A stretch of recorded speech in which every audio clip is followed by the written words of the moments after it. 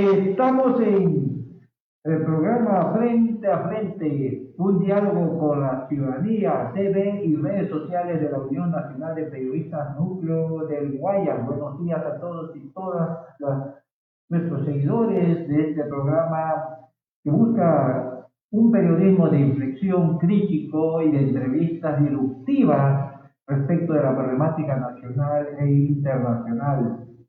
Hoy nuestro compañero director, el licenciado Carlos García, estará ausente por consulta médica, pero aquí estamos en la trinchera informativa para seguir adelante con nuestro programa. Y como ya pueden ver, vamos a tener una entrevista interesante con la compañera Gabriela Menéndez, de Dirigente Nacional de Mujeres por el Cambio, como voceras de la experiencia y el seguimiento a los resultados de la gran huelga nacional de hambre que realizaron los maestros y maestras fiscales del país a nivel nacional. Volvemos en segundo.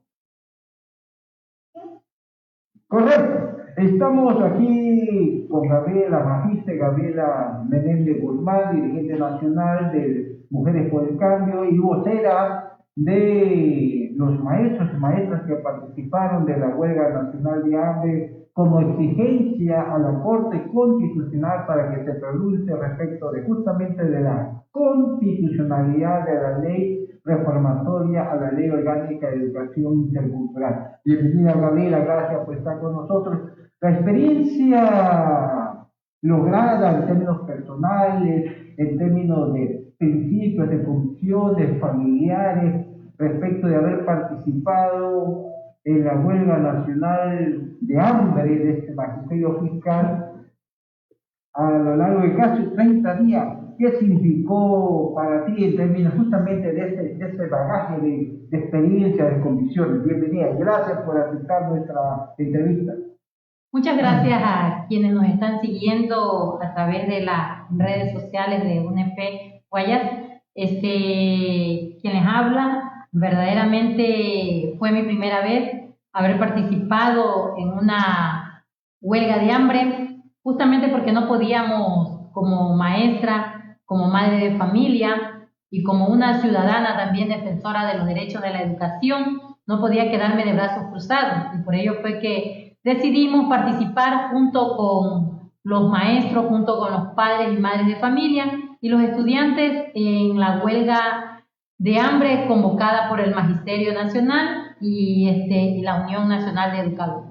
Es así de que cumplimos exitosamente 32 días de huelga de hambre que nos llevó justamente a estar también quienes estábamos participando a vivir momentos difíciles, porque no es fácil participar en una huelga de hambre, ya que 32 días significaba también estar ausente de tu familia, no haber ingerido alimentos sólidos, porque lo único que nosotros ingeríamos era líquidos, pedialitis, suero, y cuando ya veíamos que nuestras energías iban decayendo por nuestra salud y que no teníamos las mismas fuerzas con las que habíamos ingresado, para poder mantenernos un poco en la huelga de hambre, fue importante también la intervención, la participación de nuestros compañeros médicos del Colegio Profesional de Médicos y también de la Cruz Roja, que justamente con la atención médica de ellos podíamos nosotros levantar ese ánimo, y también, cómo no, agradecer también la solidaridad del pueblo guayaquileño también, que se apostaba en las carpas de la Plaza San Francisco, donde estuvimos cumpliendo esa jornada de huelga de hambre. Una decisión de participación en una huelga de hambre que indudablemente es una situación, una medida de alto nivel, implica pues una decisión personal, una decisión familiar. ¿Cómo recibiste esto en términos justamente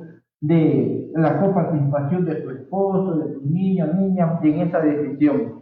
Bueno, primeramente, nosotros ya teníamos más de 11 años luchando para cambiar el sistema educativo, por cambiar la reforma de la LOE, porque Anteriormente esa LOE que fue implementada en la época del correísmo, los maestros vivimos una época muy dura, una época donde justamente veíamos vulnerados los derechos del magisterio, donde se despedía a nuestros compañeros maestros sin darles ninguna explicación, donde se nos congelaron nuestros salarios y que justamente vivimos también la época también donde nuestros niños fueron víctimas del abuso y del acoso sexual dentro de las aulas educativas y que muchos maestros denunciamos y los padres de familia también, y sin embargo los casos quedaron en la impunidad. Entonces, por ello fue que nosotros con la Unión Nacional de Educadores,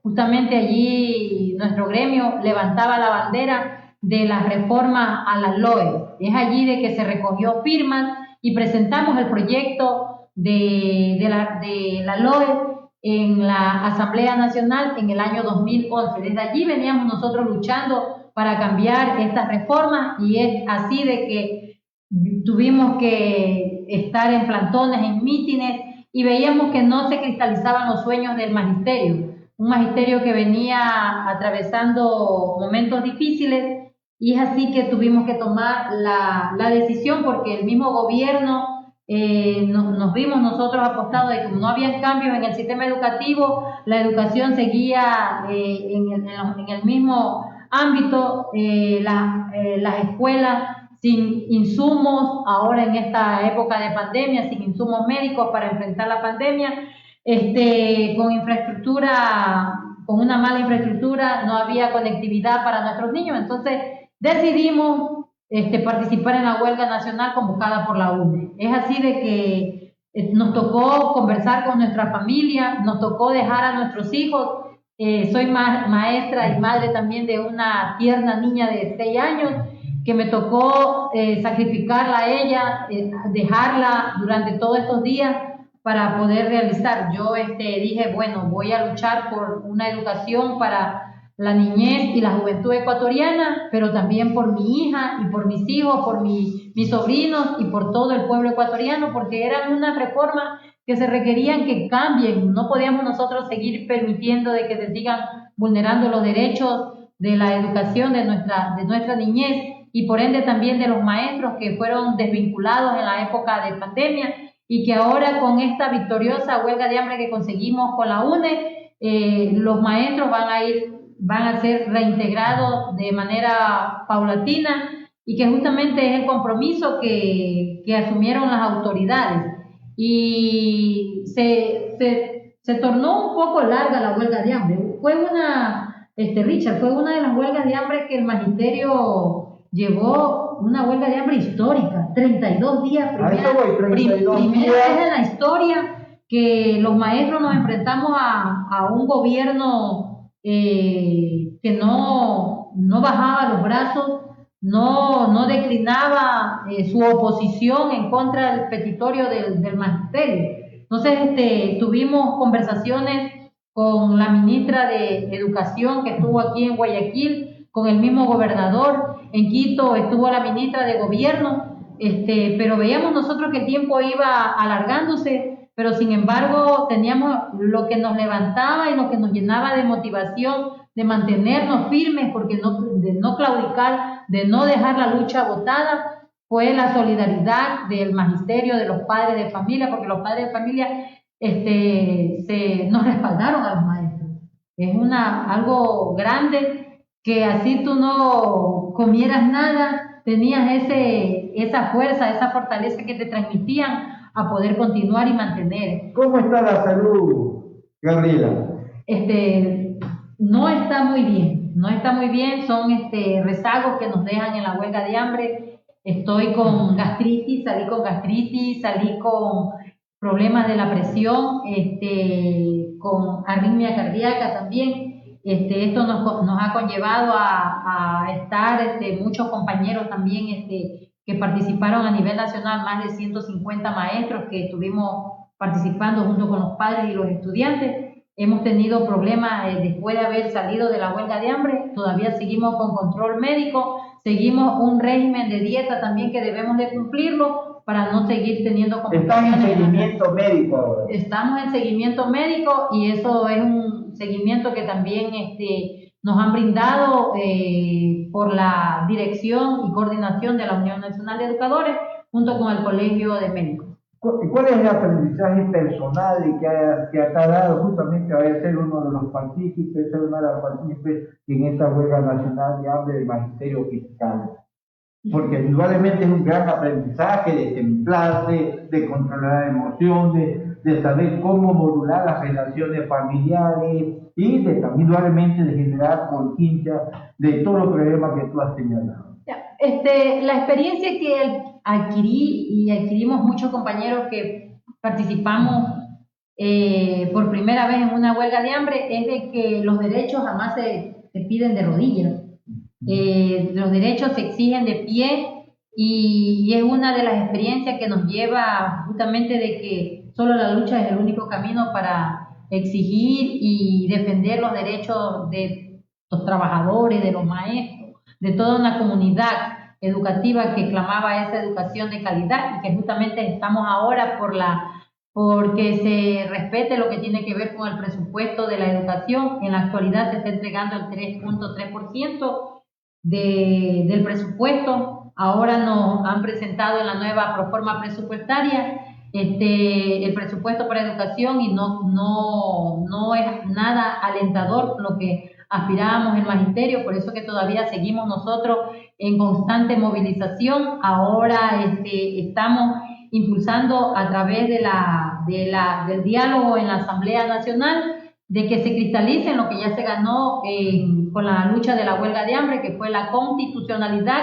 total de la LOE, que era lo que estábamos exigiendo y por ello era que estábamos cumpliendo esa jornada victoriosa de la huelga de hambre y que ahora estamos por el cumplimiento. Ya está la Corte Constitucional, declaró la constitucionalidad de la LOE, ahora estamos en la lucha para que se cumpla ese derecho que nos corresponde a los maestros. Entonces, nos han dado un lapso de 6 meses que se va a buscar el presupuesto para los 2 puntos que se quedaron, como es el tema de la seguridad social y el tema de la equiparación salarial de los maestros, pero nosotros los maestros no nos vamos a quedar de brazos cruzados a esperar que se cumplan los 6 meses. Nosotros desde ahora ya estamos en constantes conversaciones, en movilizaciones, por ello también vamos a participar en la gran movilización que se va a desarrollar ahora el 15 de septiembre a nivel nacional. Va a haber la movilización de todos los sectores. Entonces están también los agricultores exigiendo el precio justo también para el arroz, que el día de ayer han sido reprimidos brutalmente por el gobierno de Lazo, donde fue agredido el dirigente de los agricultores de la FEUNAS, Primitivo Espinosa, fue agredido en estas manifestaciones que se dieron en Daule. Es así de que también los maestros vamos a estar participando también en la movilización del 15 de septiembre por el cumplimiento de la LOE. Vamos ahora por la aplicación de la LOE, los trabajadores también por el respeto a los derechos laborales y por ende también mi organización a la que yo represento, Mujeres por el Cambio, va a estar también participando en esta movilización por una vida libre de violencia como la que estamos exigiendo las mujeres y las maestras. Un poco para terminar esta entrevista interesante realmente por toda la experiencia que ha significado la huelga nacional de hambre del magisterio fiscal, donde nuestra compañera Gabriela Méndez de Guzmán fue una de las partícipes. ¿Cuáles son los aspectos positivos, normativos y que reforman la actual Ley Orgánica de Educación Intercultural? Porque eso es importante también darle a conocer a la ciudadanía, a los padres de familia, ¿no? Ya, los aspectos positivos es que logramos con la constitucionalidad de la LOE de que ahora el padre de familia podrá escoger la institución educativa donde se vayan a educar sus hijos, no como anteriormente que era el distrito el que le designaba. Ahora también se va a implementar el sistema de protección de violencia sexual para defender a nuestros niños que no vayan a ser víctimas del abuso sexual dentro de las aulas, y también el reintegro inmediato de nuestros compañeros que fueron desvinculados en la época de pandemia. Se les va también a los maestros que se les negó el pago del bono de la excelencia educativa, que obtuvieron la excelencia en las evaluaciones. Se les tiene que ya pagar lo que les corresponde por derecho, que fue su bonificación. Se va a dar también lo que tiene que ver la internet a las instituciones educativas, y también estamos por el tema de la equiparación salarial, que es un tema que tenemos que seguirlo luchando y que lo vamos a conquistar en las calles. Muy bien, esta fue una conversación con Gabriela Menéndez, magíster, educadora fiscal, partícipe de la huelga nacional de hambre del magisterio, contándonos precisamente sus experiencias, su significado y la lucha que motivó, que fue la Ley Orgánica de Educación Intercultural, que fue declararse como constitucional por la Corte Constitucional del Ecuador. Ya volvemos en Frente a Frente, un diálogo con la ciudadanía.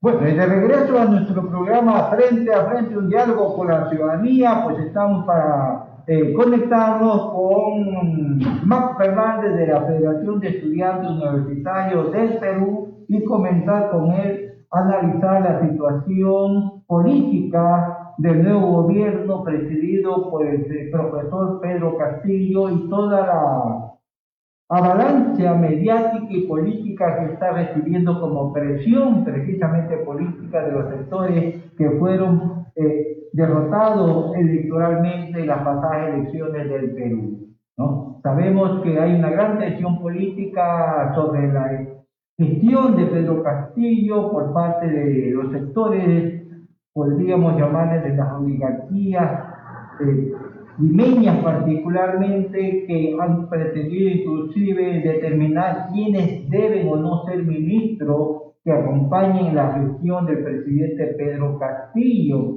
Y por otro lado hay aspectos indudablemente hasta cuestionables, como el hecho de que hoy la enjuiciada por la Fiscalía del Perú, la señora Keiko Fujimori, hija del presidiario Alberto Fujimori, que cumple una sentencia por delitos de lesa humanidad en el Perú, hoy aparece, de acuerdo a la prensa mediática internacional y del Perú misma como el sostén de la democracia. Y eso indudablemente es un elemento crítico en la realidad peruana que debemos comentar y conocer para nuestra ciudadanía acá en el Ecuador, nuestros seguidores en la TV y redes sociales de la Unión Nacional de Periodistas del Guayas y en el programa Frente a Frente, un diálogo con la ciudadanía. Ya estamos por conectarnos con Max Fernández, dirigente de la Federación de Estudiantes Universitarios del Perú. En unos segundos y superamos la falla técnica para esta interesante entrevista en Frente a Frente, un diálogo con la ciudadanía, ¿no? Y bueno, mientras se conecta, tenemos que comentar igualmente que ha resultado crítico las posiciones en la Asamblea Legislativa Nacional respecto de la propuesta de presupuesto presentada por el señor Guillermo Lasso. Varios bloques legislativos han señalado y que no están de acuerdo con esa proforma presupuestaria del gobierno y que van a votarla en contra. Por lo tanto, significaría que esta se devuelve al gobierno actual. Y por otro lado, el gobierno acaba de ratificar que ha llegado a un acuerdo técnico, según dice el ministro de Finanzas, Simón Cuevas, que implica un acuerdo de ajuste a las metas, a los presupuestos, a los términos de obligaciones mutuas que el gobierno ha llegado con el Fondo Monetario Internacional. Lo que tenemos que decir que la experiencia a nivel internacional latinoamericana, en el Ecuador particularmente, ha sido que los acuerdos con el Fondo Monetario Internacional han implicado los famosos ajustes estructurales, es decir, elevación del IVA, elevación del costo de los combustibles, reducción de las actividades y la política, los costos del Estado, de las inversiones del Estado, las privatizaciones de las empresas públicas. Y en esa línea, indudablemente, hemos sido particularmente críticos respecto de que no es posible que se piense que las empresas públicas, que son precisamente manejadas, administradas por los designados de los gobiernos de turno, sean rematadas, vendidas a precio de gallina pestada, porque dice, entre comillas, son ineficientes, cuando en realidad es la propia casta política que ha estado al frente de los gobiernos quien ha hecho de estas empresas un botín económico, un botín político, un saqueo permanente. Ahí está todo el tsunami de corrupción que hay en estas empresas y que permanentemente han sido denunciados, expuestos también por los medios de televisión, la gran prensa, que está haciendo objeto de seguimiento por la fiscalía de todos sus actores. Entonces, ese es el problema de las empresas públicas que, contrariamente, antes de ser vendidas, rematadas, deben ser tornadas, reorganizadas en términos de una administración altamente eficiente, rentable, porque lo son. Las petroleras, las mineras, de una u otra manera generan ingresos para el presupuesto del Estado, es decir, para el presupuesto de las políticas, los programas y los proyectos públicos. Por lo tanto, no pueden ser, a nuestro juicio, vendidas, rematadas y concesionadas al sector privado, porque aquí adquieren otra perspectiva de su gestión, simplemente rentabilidad para la empresa privada. Volvemos en segundo.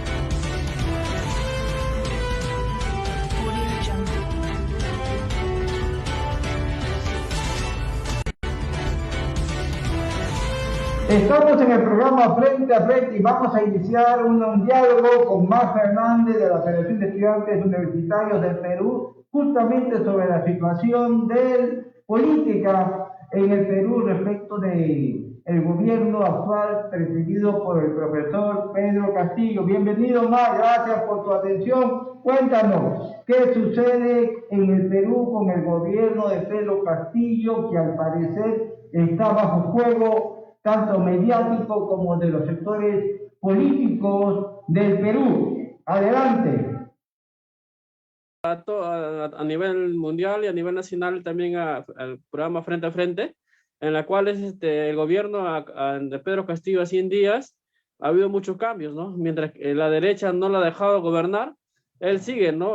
Querían que cambien sus ministros, que saquen a Bellido, porque era como terrorista, pero sigue firme ahí apoyándolos a los ministerios, en la cual la derecha quiere sacarle vacancia por lentitud, pero no ha concluido porque el pueblo sigue apoyando, porque el pueblo lo ha llevado al poder.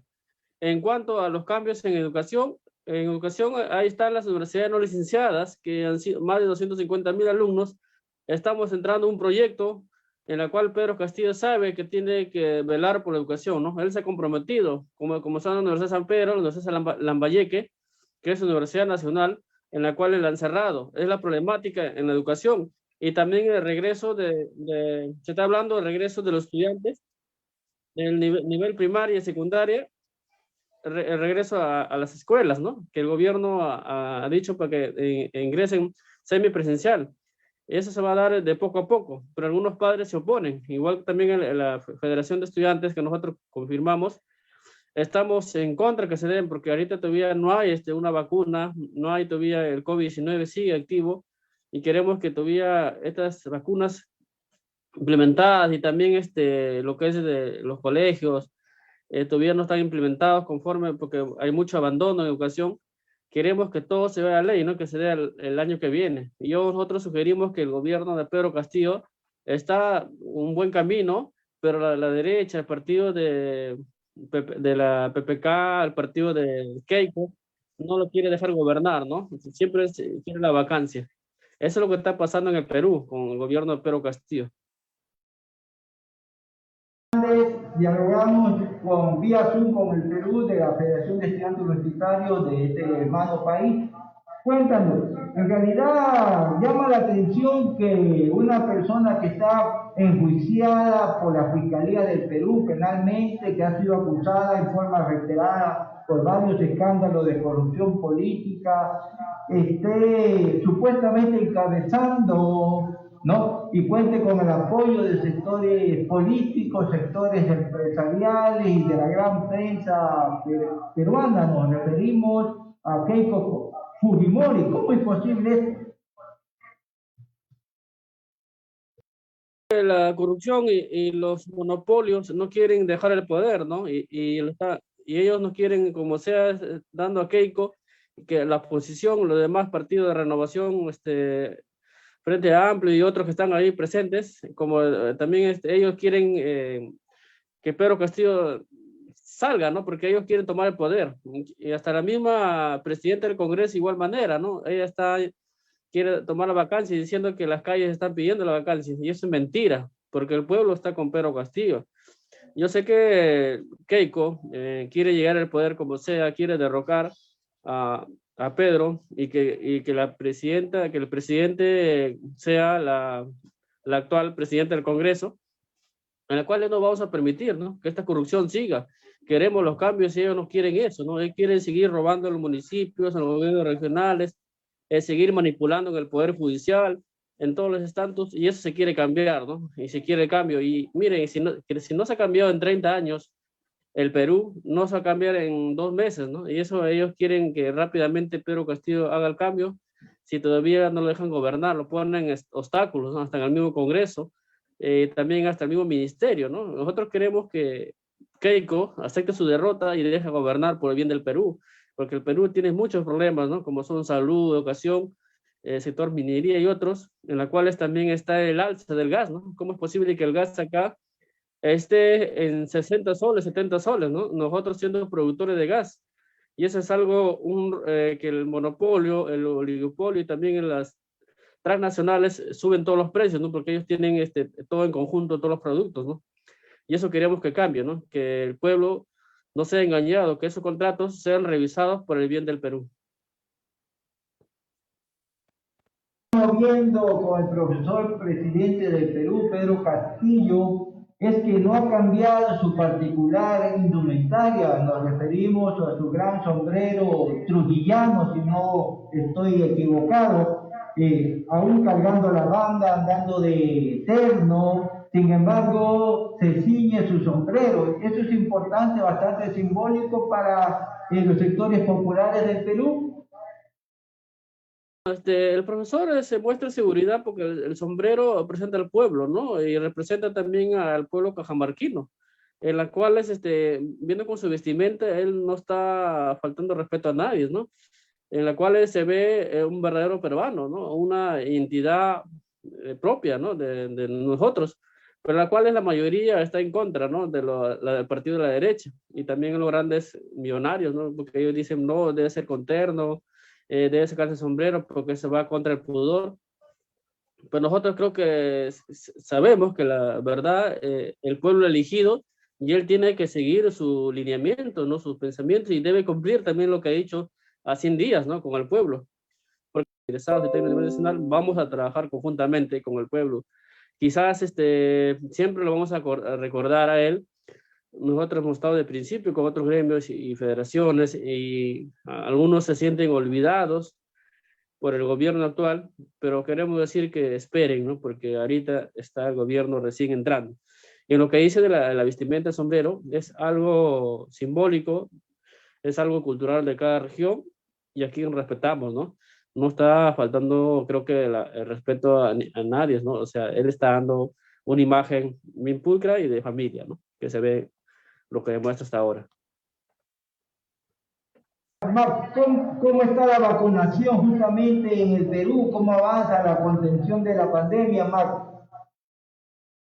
Bueno, hasta ahora van ya 14 millones o más de vacunados. Las personas están ya yendo, comenzaron por edades. Desde la edad mayor, ahora están en la edad de 24 años, por sectores, en la cual ya la mayoría de peruanos están yendo a vacunarse, ¿no? En confianza, ¿no? Que la Pfizer o otra vacuna, la Sniper, todas las vacunas que vienen en el Perú, ¿no? La Sinopharm también están poniendo, ¿no? Y eso es algo que nosotros nos va a prevenir algunas enfermedades, pero hay grupos colectivos que se oponen a eso, ¿no? Que hace daño, que tiene reacciones magnéticas, que te va a dar infecciones, en las cuales creo, como todos saben, la vacuna siempre va a tener reacciones en algunos el 10%, ¿no? No todos van a aceptar una vacuna o sea en tu cuerpo, no siempre nos vas a inmovilizar.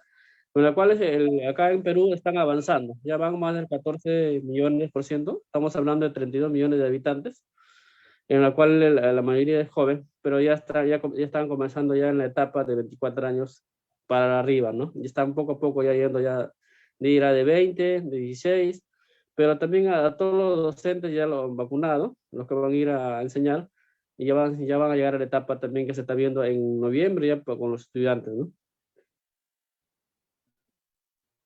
Para terminar, Marc, ¿cuál es hasta ahora la posición de las Fuerzas Armadas del Perú respecto del gobierno de Pedro Castillo? ¿Están respetuosos del marco constitucional? ¿Y cuál sería la reacción popular en caso de que se pretenda dar un punch? Bueno, sí, las Fuerzas Armadas han dado todo su respaldo a Pedro Castillo, ¿no? Hasta ahora. Hay coroneles, todo, ¿no? Pero también hay una tercia parte que está en contra, ¿no? Que quiere dar la vacancia. Nosotros respetamos a las Fuerzas Armadas y también ellos respetan y reconocen, hasta la misma Keiko reconoce que Pedro Castillo ha ganado legítimamente y como presidente. Y lo otro, tú me dices, si lo quieren vacar o lo sacan, el pueblo saldrá afuera, ¿no? Yo creo que habrá una guerra civil, porque no se puede ya mucho, demasiado roban, hacen corrupción y nunca el cambio, ¿no? Solo se han favorecido una parte con las riquezas, ¿no? Solamente la derecha, la gente clase A, pero el pueblo nunca ha visto esas riquezas. Decían que el Perú estaba creciendo el 4%, el 5%, pero para ellos, no para el pueblo. El pueblo sigue sin servicios básicos como son salud, lo que son educación, son otros sectores que hasta ahora no se tienen en el Perú, hasta en vivienda, ¿no? Hasta ahora siguen viviendo en casas en los cerros o en las zonas más alejadas, y tampoco, y se está hablando también del empleo, no existe, ¿no? Se espera que con el gobierno de Castillo, Fujimori lo deje gobernar, ¿no? Porque queremos que el pueblo no vea migajas, ¿no? No crea de bonos. Se va a dar un bono más de 350 soles a cada peruano. Pero para inscribirse, hay personas que están ahí, que se están oponiendo en las municipalidades a inscribirse. Son las mismas personas del gobierno que ha pasado, de Vizcarra, y estamos hablando también del gobierno también de Sagasti, ¿no? En la cuales también ya ellos han dejado a esas personas y ellos están imponiéndose, ¿no? El pueblo lo va a apoyar a Pedro Castillo, pero que Pedro Castillo también cumpla, ¿no? Cumpla, no solamente vea a personas profesionales, también vea a personas, a los estudiantes que tantas veces les hemos apoyado, de distintas universidades e institutos a nivel nacional, y también a los dirigentes, ¿no? No porque no sean de su partido lo va a dejar a un lado, ¿no? Nosotros estuvimos en el Jurado Nacional de Elecciones apoyando el voto popular a Pedro Castillo 2 meses, pero en las cuales la mayoría ha sido rezagados. Solamente había oportunistas que se aprovechaban de las donaciones y los miles de soles que robaban, ¿no? Ahí, ¿no? Nosotros ya hemos denunciado, hemos dicho a esas personas, y Pedro Castillo lo sabe, ¿no? Que él está luchando con la corrupción, que debe cumplir.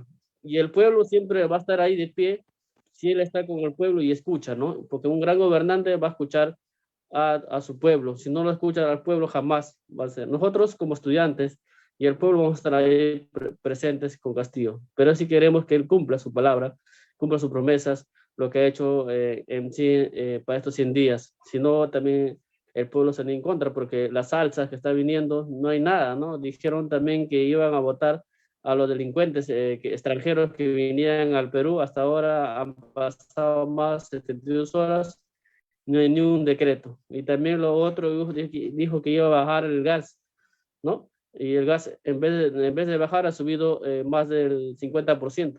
Y eso es algo que se debe ver los cambios, ¿no? Se deben revisar y se debe ver la hoja de ruta que él tiene en su plan. Y nosotros seguiremos firmes, porque nos debemos al pueblo y nos debemos, porque la voz del pueblo es la voz de Dios. Y la Federación de Estudiantes Egresados ahora va a luchar y defender a los estudiantes y al pueblo en los proyectos a nivel nacional e internacional. Y agradecemos a Frente por esta entrevista que nos da. Marco Hernández de la Federación de Estudiantes Universitarios del Perú, con quien hemos dialogado sobre la situación política, la situación de la pandemia, el rol de los movimientos sociales, estudiantiles particularmente, frente a la situación un poco de presión política, mediática y de los sectores políticos oligárquicos que presionan y conspiran contra el legítimo electo por el pueblo peruano, Pedro Castillo, que ejerce la presidencia de la hermana República del Perú. Gracias, Mar, y hasta una próxima oportunidad. Y nos despedimos con esta entrevista de nuestro programa Frente a Frente, un diálogo con la ciudadanía. Hasta el día de mañana.